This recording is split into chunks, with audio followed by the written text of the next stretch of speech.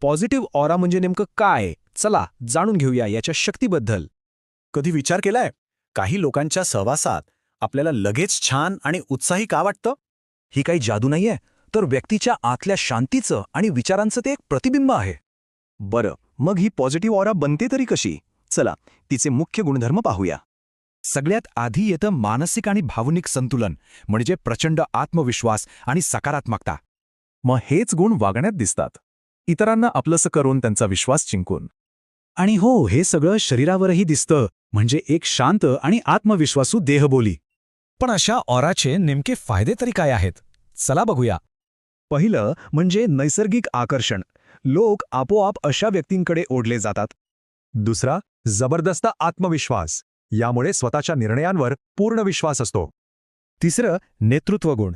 यांना नैसर्गिकपणे मान मिळतो आणि लोक त्यांच्याकडून प्रेरणा घेतात. चौथं म्हणजे तणावाला सामोरं जाण्याची ताकद. नकारात्मक गोष्टींचा फारसा परिणाम होत नाही. पाचवं, सुधारलेले नातेसंबंध.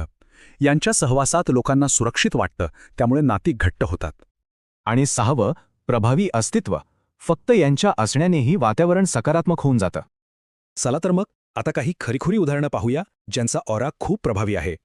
अध्यात्म, उद्योग, खेळ, प्रत्येक क्षेत्रात अशा व्यक्ती आहेत ज्यांचा ऑरा खरंच जाणवतो. म्हणूनच आपण कोणाच्या संगतीत राहतो हे खूप महत्त्वाचं आहे, कारण ऊर्जेचा परिणाम होतोच. आता विचार करा, आपला ऑरा कसा आहे किंवा आपल्या ओळखीत कोणी आहे का असं? जर ऑरा स्कॅनिंगबद्दल अधिक जाणून घ्यायचं असेल तर व्यावसायिक मदतीही उपलब्ध आहे.